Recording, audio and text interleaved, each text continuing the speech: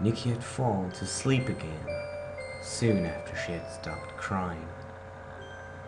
Her experiences had drained all of her energy at once. So she had just gone to bed again without even considering that this may have not been the end of her terrible dreams.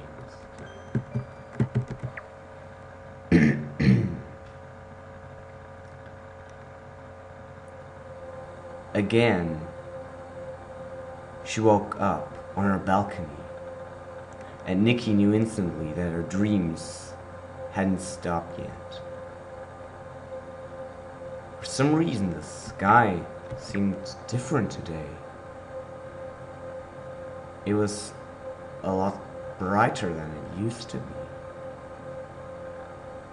Scared, Nikki went inside her apartment, not daring to leave it ever again. She sat down at her desk, trying to read something, hoping to wake up at some point. 1 book, 2 books, 3, 5. After what had seemed like 10 hours of continuous reading, Nikki couldn't stand seeing black letters on a white background anymore. She just had to go out. She had to do something, even if that meant visiting hell once again. As she opened the door, she got greeted by the same empty room again. Without much thinking, she took the next door in the circle, a blue wooden one. More colorful creatures. She saw them everywhere. Was this another part of the color world? Nikki hoped that it wasn't, for she was afraid of having to relive that terrible dream once again. Promising herself that she would not enter any doors this time, Nikki went exploring a bit. She found that the area around her was mostly empty, and the few creatures who were scattered around didn't seem to be able to talk.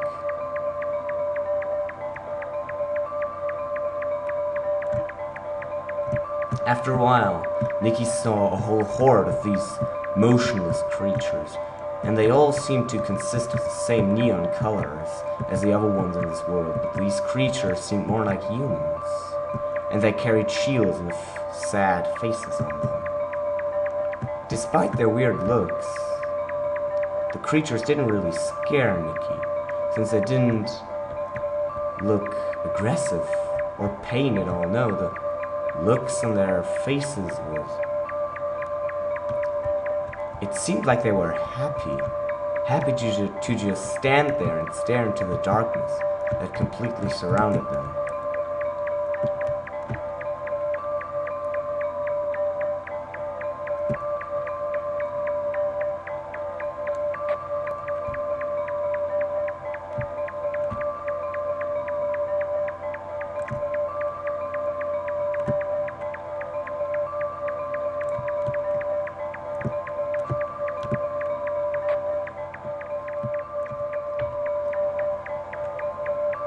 While stumbling around once again in this imperishable darkness, Nikki reached something that looked like a big portal.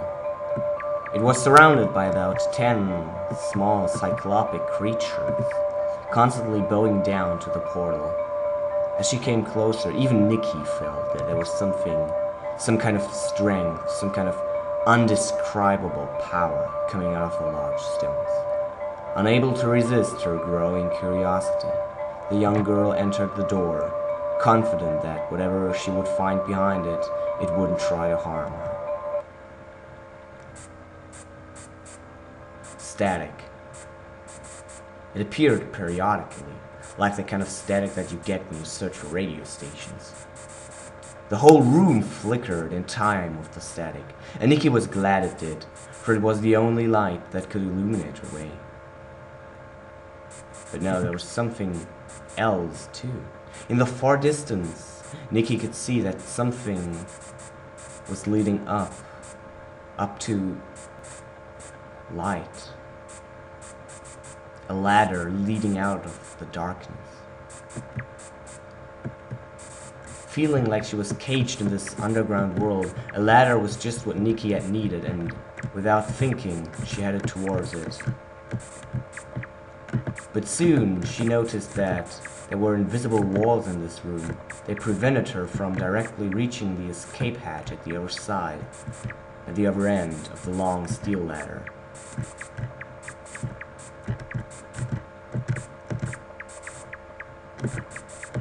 However, after walking around a bit, Nikki quickly figured out the correct path and climbed up the ladder. She found herself on a forest clearing.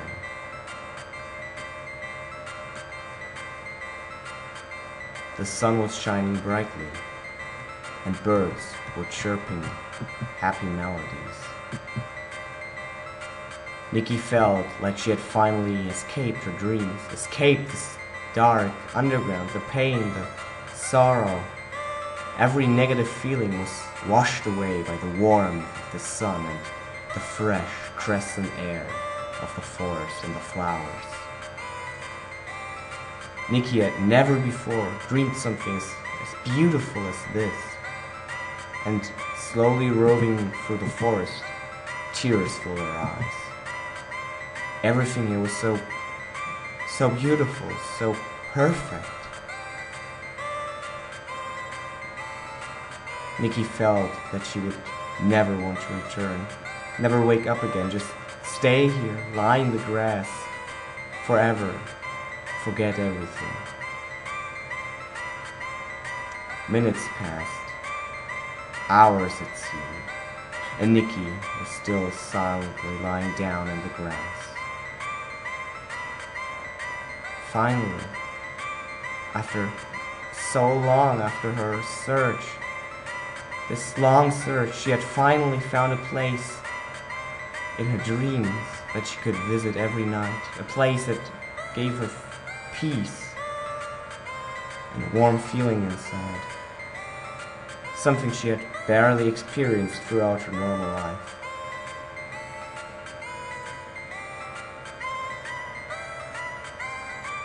But then, everything went dark.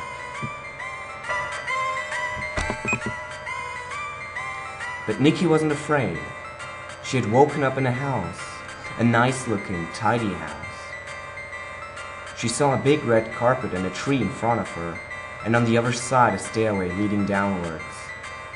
From down there, she heard a melody, nice and charming.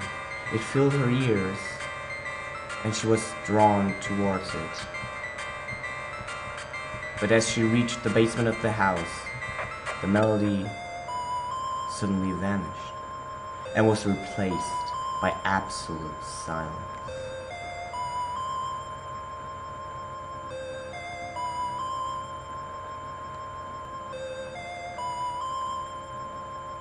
Even though she regretted going down here, leaving the nice, calm forest and the music behind, curiosity got Nikki once again, and she went for the first door that she saw. Nikki found herself in a small room, and on the other end of the room there stood a small, demon-like creature. However, it didn't seem frightening at all to her, and as it turned around, she noticed that it looked more frightened than her.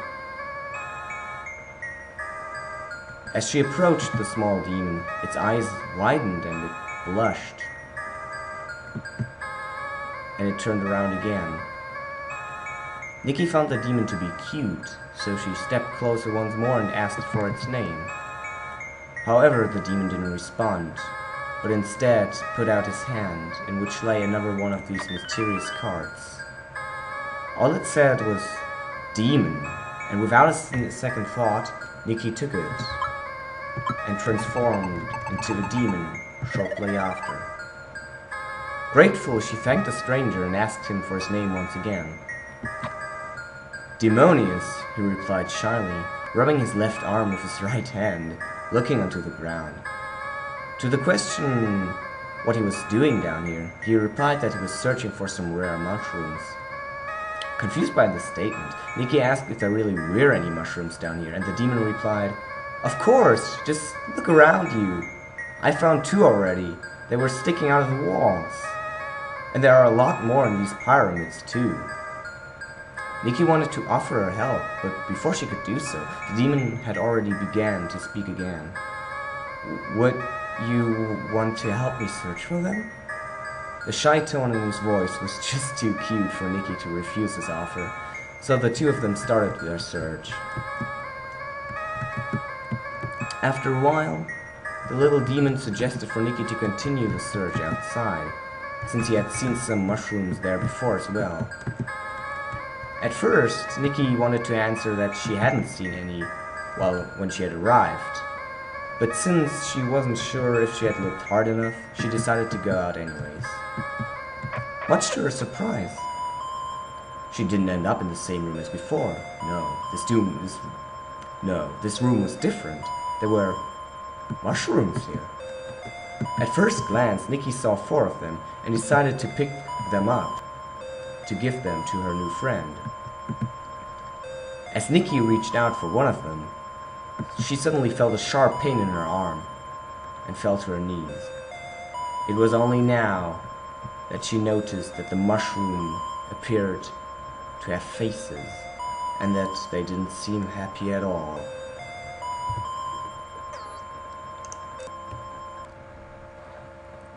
Once again, Nikki woke up from her sleep.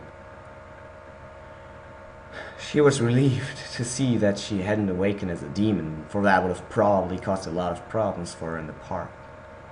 At least this dream wasn't as terrible as the last one, she sighed, and she readied herself for yet another day of feeding the birds. As she left her apartment, Nikki thought about that young demon again. She thoroughly hoped to meet him again, one time, in her dreams.